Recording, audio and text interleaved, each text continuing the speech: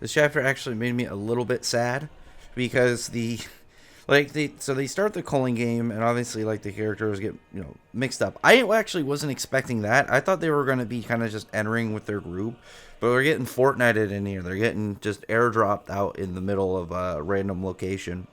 But you had this girl at the start of the chapter. She had like this tank top, baggy pants, sunglasses look. Very strange, like just as like a random character to be in there, because like you can tell once you get used to a mangaka's style of like what characters they're going to at least be giving a little bit of extra love towards, a little bit extra spotlight. This character was already kind of like, I don't really know. That doesn't look like a lot went into her design. And then the next page, it's like she made her hair into like a jet engine and wings. So it's like, yeah, I'm guessing this is going to be one of those characters with just like a little bit of a funny powers that's still useful, but it's going to be beaten pretty quickly. Because even after that, like her boyfriend shows up and he's just as kind of goofy with like the way that his power is.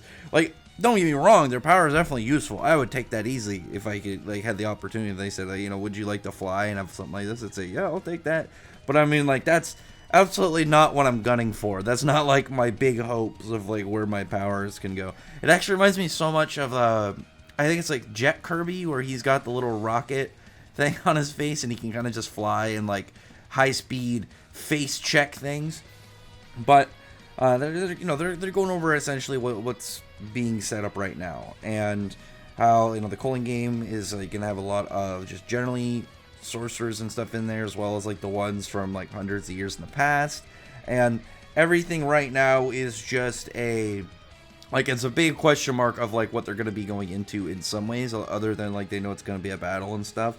But once they get entered, that's when they get airdropped. My only question is not like them kind of going in. It's like, if you're somebody who doesn't have a means to deal with a airdrop kind of like situation like this, what do you do? Like Yuji, even without this jet hair lady showing up, he could have probably done some parkour stuff, grabbed onto a building. Like, he could have probably like Hulk grabbed right on the side of a building and just kind of like tore through the concrete and slow him down, like no problem, because of it, how his body is and how his powers are and stuff. Whereas like Megumi's got his like bird to fly and whatnot. So like, but I'm running into something like Kugisaki. What would she do? What would she possibly do in this scenario? What would somebody like Inumaki do? Or just like relatively any of those characters who have, well, I guess Inumaki would probably do like a blast thing or something, or maybe like slow fall. I don't really know. Like, his power obviously is just a little bit strange. It's a little hard to work around in a scenario like this. Like, it's like one of those ones where it's like, it could maybe, he could probably figure something out, but it's like it could really just depend on like what kind of falling environment he's in. Whereas somebody again like somebody like Kugisaki, I don't really know what she would do, considering like her whole setup. I don't think she's gonna have the same thing. Like, maybe the only thing I can really think of is she like knocked a nail into a building, made the used her curse technique, made the like the rubble kind of like fall out, and then maybe use that as like vaulting to kind of like jump onto and then jump somewhere else. I don't really know. Like, hers is a little bit weird, and like how exactly it would get utilized. But outside of that, you have like this guy show up who's got like his hair spinning to make like a helicopter. Again, weird powers, but I mean, it's clear that they know how to fight with them, and on top of that, they're useful. I mean, flying is flying, and you're gonna be able to find some value in flying in most cases, I would assume. But other than that, you have Megumi, who's confronting this girl that attacked him, and goes by Remy.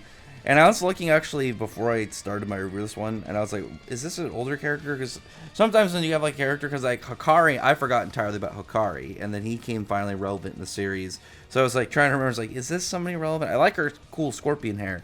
I'm guessing that's gonna have something to do with her curse technique. But she's going up and looking pretty down from fighting Megumi, but that's just a bad opponent. You have somebody who's like he's got martial arts, he's got summoning, he's got range, obviously he's got like his domain and stuff. Like, he's got a lot for like a regular sorcerer to kind of deal with. But she seems to be fine with kind of like teaming up with him, sort of like having like a little bit of alliance, saying like how he'll become her knight, and in exchange she'll help him try and find some information on how to pronounce his name, Higuruma. Higuruma. I was gonna say Higurama, but Higuruma. And I'm just guessing she's got a thing for him. I don't know if she just likes the idea of him helping protect her. But he's not, like, Megumi's just like, yeah, whatever, okay, cool, let's just get this done. I don't have time for you, I got shit to do. He's got work to do. He doesn't have time for this random ass chick that he doesn't even know she's actually into him. He's being very stern with her. I'm very glad Megumi is doing that. Like, don't, like, obviously, like, I'm perfectly cool with, like, characters who are, like, always looking for chicks, like ladies' mans and stuff. But it's like, when you're in a scenario like this where literally everybody you don't know has the potential to want to murder you, I wouldn't want him to take his chances. Unless you were somebody that's just like so overpowered in comparison to like 99% of people that you don't even have to worry about it.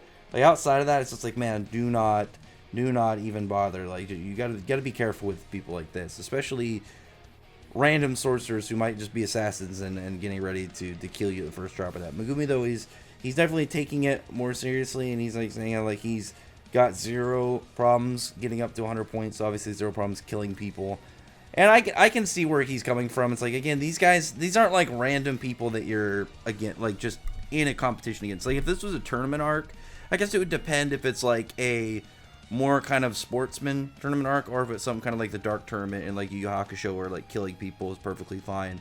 It's like, I wouldn't imagine they're going to be killing a lot of people unless it's like something like this where it's like, yeah, well, these guys are out for blood too. It's not like this is a regular tournament arc where it's like, hey, yeah, we're competing for in front of a crowd, doing more of like a sporting event.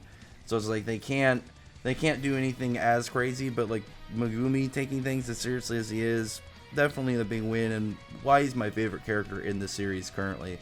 You know, like the only character I had over him was Nanami. Rest in peace, my guy. But outside of that, Megumi's definitely taking the spot. But anyway, other than that, though, comment below. Thumbs up the video, a friend, like button, subscribe button to check out my other videos. But other than that, I appreciate you already subscribed, and thank you all for listening. Bye.